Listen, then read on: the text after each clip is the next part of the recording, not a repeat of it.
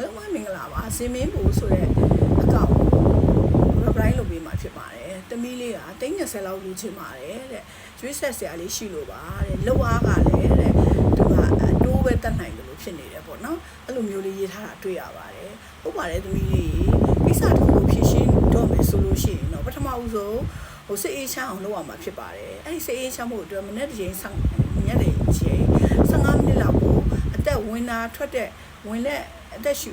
လေးထွက်တဲ့လေးကိုတီးပြီးတော့မှခဏလေးအေးဆေးဆေးလေးငြိမ်ပြီးတော့နေရမှာဖြစ်ပါတယ်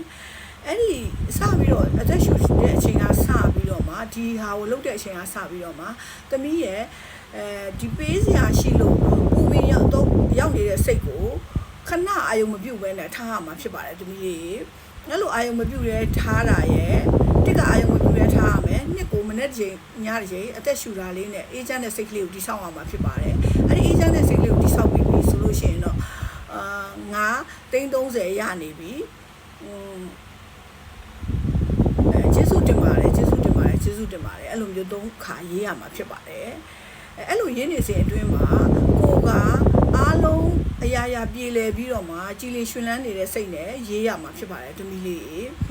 အဲ့ဒီဟာတွေလုပ်ပြီးပြီဆိုလို့ရှိရင်တော့တစ်ချိန်လောက်လုပ်ပြီးပြီဆိုလို့ရှိရင်တော့ကိုပေးရမယ့်အကျွေးရှင်ကိုတွားရောက်တွေ့ဆုံရမှာဖြစ်ပါတယ်တမီးလေးဒီလိုမျိုးရရှိနေတဲ့ငွေရလည်းအကျွေးချေအောင်ပေးတာမဟုတ်ဘဲနဲ့အတိုးဝယ်ပေးလို့ရတာဖြစ်တဲ့အတွက်ကိုသူနဲ့ကိုနဲ့ဂျားထဲမှာဆက်ရမယ့်ငွေပမာဏကိုညှိနှိုင်းပြီးတော့ကန့်တက်လိုက်ပါကန့်တက်ပြီးတော့မှအဲ့ဒီကန့်တက်ပြီးတော့မှဘာလုပ်ရမလဲဆိုတော့အတိုးကိုရက်ခိုင်းလိုက်ပါအတိုးကိုရက်ခိုင်းလိုက်ပြီးသွားလို့ရှိရင်တော့ဒီအရင်ကိုစူးစမ်းပြီးတော့မှကြည်အောင်ဆက်မယ်ဆိုပြီးတော့ဂရိခုပေးပြီးတော့မှသူနဲ့ညှိနှိုင်းပြီးတော့မှဆောင်ရွက်ပါသမီးလေးအဲ့လိုဆောင်ရွက်မှသာလျှင်သမီးရဲ့အခက်အခဲဟာပြေလည်နိုင်မှာဖြစ်ပါတယ်သမီးလေးကျေးဇူးတင်ပါတယ်အဒီပါရှင်